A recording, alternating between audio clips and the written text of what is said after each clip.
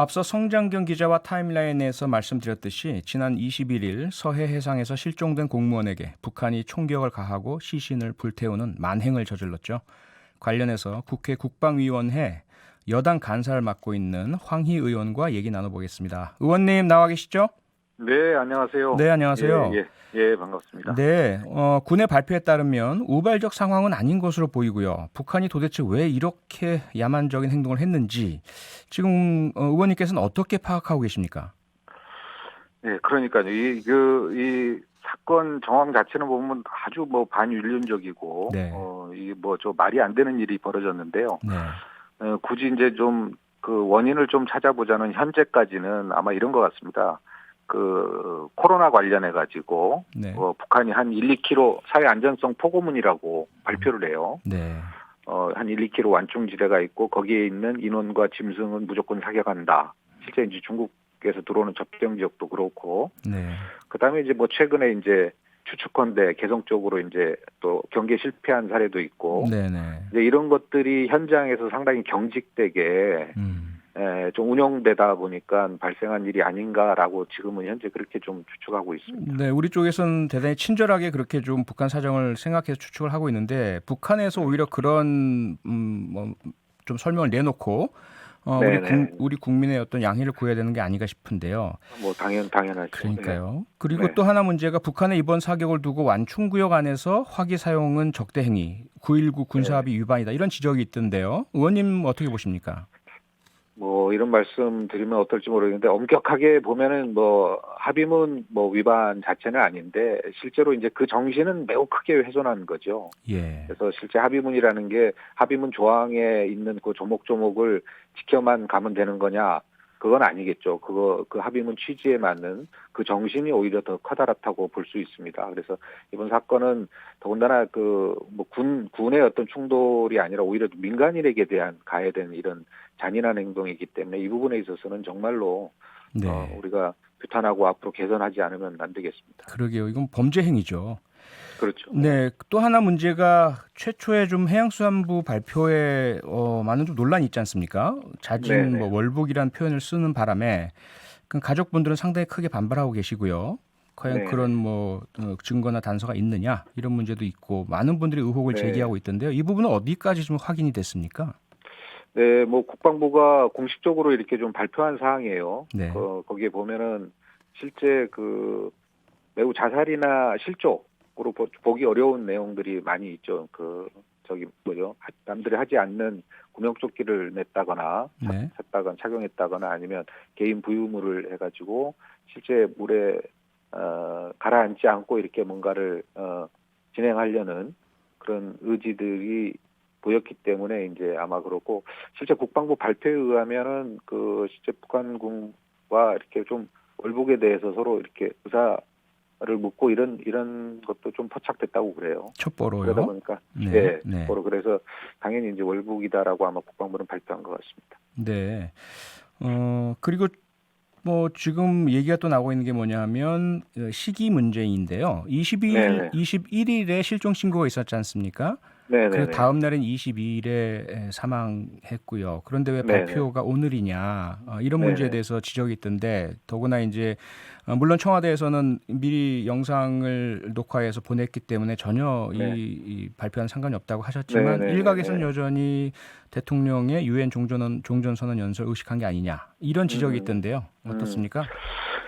실제 이제 많은 분들이 알기에 이렇게 마치 우리 국방부가 이 전체 과정을 CCTV 텔레비 보듯이 이렇게 쭉 보면서 당한 거 아니냐라는 식의 이렇게 좀 언론 보도들도 보이고 그렇게 좀 인식하는 측면이 없지 않아 있어 보여요. 네, 근데 실제 국방부가 21일 실종 신고를 받고 수십 척의 구축함이라든가 헬기를 동원해서 우리 구역 내에 수역 내에 이게 수색을 하죠. 실종자 수색을 하고 네, 당시 이제 조류가 그쪽으로 설사 이제 실종이 됐다 하더라도 조류상 북한으로 넘어갈 가능성은 없다라고 좀 그 당시 또 판단한 것 같아요. 네, 그렇기 때문에 엄청난 수색을 했는데 그 이후부터는 이제 실제 22일 날 낮에 이제 북한에 있다는 것을 발견하게 되고 그 이후에 한 6시간 뒤에 이제 사망했다 이런 거 하는데 실제로 우리 군이 이제 이런 겁니다.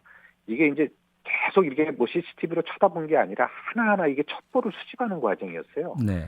첩보를 수집해서 나중에 이걸 결과를 보다 보니까 이게 이런 전체 스토리가 나온 거지. 당시는 이런 첩보를 하나하나 수집하고 추측하고 확인하고 예측하는 이 과정의 연속이었지. 네. 실제 이거를 마치 CCTV 보듯이 이런 게 아니고 실제 이게 정보 취합하는 과정에서도 상당한 대비가 있습니다. 그러다 보니까 이런 부분들을 더 속 시원하게 얘기 못하는 측면이 그런 한계가 있어 보이고요. 네.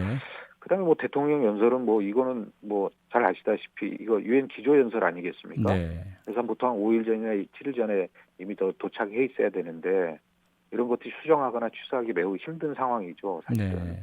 이 그리고 사건 뭐 발생하기 전에 이미 보낸 거 아닙니까? 그렇죠? 그렇죠. 훨씬 네. 전이고 네네. 뭐 이게 그다음에 뻔히 드러날 얘기인데 이걸 뭐 눈 가리고 아웅식으로 하루 이틀 만에 그렇게 할 청와대가 그렇게 처신하지는 않겠죠. 네. 그리고 의원님 오늘 국회 국방위 상임위원회 열렸지 않습니까? 네, 지금 하고 있습니다. 아, 지금 하고 계십니까? 지금 네네네. 주로 어떤 이야기들, 특히 국방부 측에서 대응 방안이 좀 나온 게 있습니까? 네, 뭐 대응 방안보다도 이제 현안에 대해서 보고하고 네. 이제 공개된 부분에 대해서 의원들이 여야 의원들이 질의하고 응답하는 그런 과정이고요. 네. 이게 국방부도 이제 공개하지 못할 사안이 좀 있습니다. 음. 그래서 이 부분에 대해서는 이후부터 이제 비공개로 국방부하고 이렇게 좀 질의응답을 하고 그 부분에 대해서 필요하면은 여야 간사 간에 국민들에게 또 리포트를 하는 걸로 그렇게 합의가 돼서 진행되고 있습니다. 네. 네, 물론 뭐 상당히 그 정보라든지 민감한 부분도 있을 테고요. 국민께 좀 네네. 국가 안보를 위해서 기밀을 유지해야 될 네. 부분도 있겠지만 그래도 국민 예. 납득할 수 있는 설명은 나중에라도 좀 해주시면 감사할 것 같습니다. 네, 예, 당연합니다. 네. 네. 네. 그리고 민주당이 이제 이런 논평을 냈던데요. 북한의 만행을 강력히 규탄하고 반인륜적 네. 행위에 대한 사과와 책임자 처벌을 네. 강력히 요구한다. 예. 네, 뭐 국민들의 마음이 그대로 투영된 것 같은데, 근데 문제는 이러한 요구를 예. 북한이 받아들이지 않을 경우 사과도 하지 않고 책임자 처벌도 안 하고 어떠한 조치도 취하지 않는다면 그때 우리가 취할 수 있는 어떤 방안이 있을까요?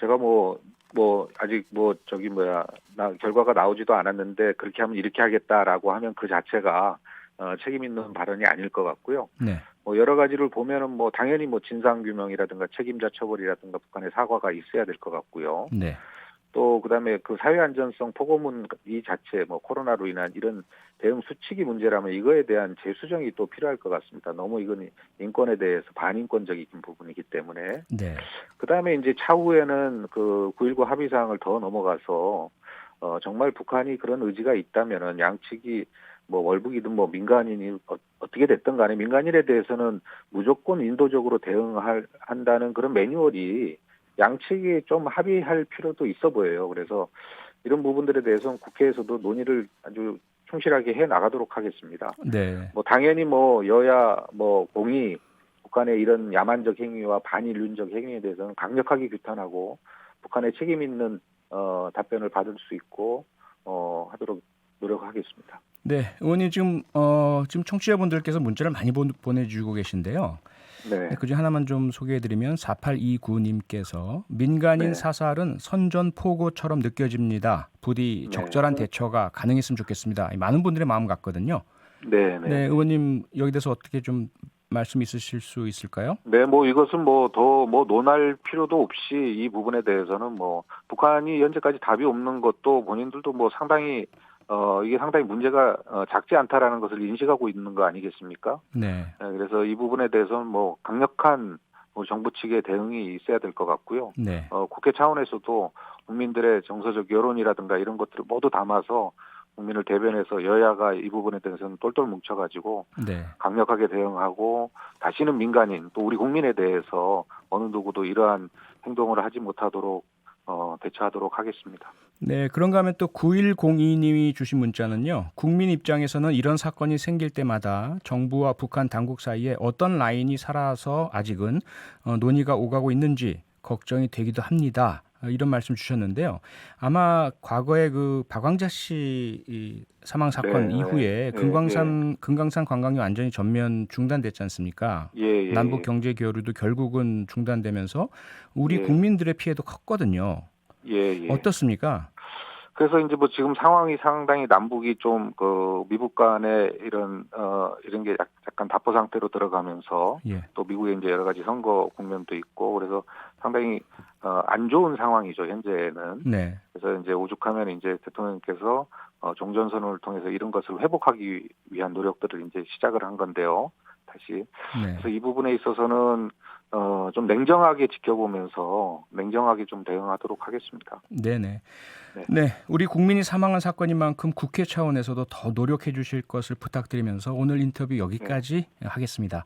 네. 의원님 고맙습니다. 네, 고맙습니다. 네, 국회 국방위원회 여당 간사를 맡고 있는 더불어민주당 황희 의원이었고요. 저희 제작진이 방송 전에 국방위 야당 간사인 국민의힘 한기호 의원에게도 인터뷰 요청을 드렸는데 일정상 불가하다는 답변을 받았다는 점 참고로 알려드립니다. 평일 저녁 6시 5분에 여러분을 찾아갑니다.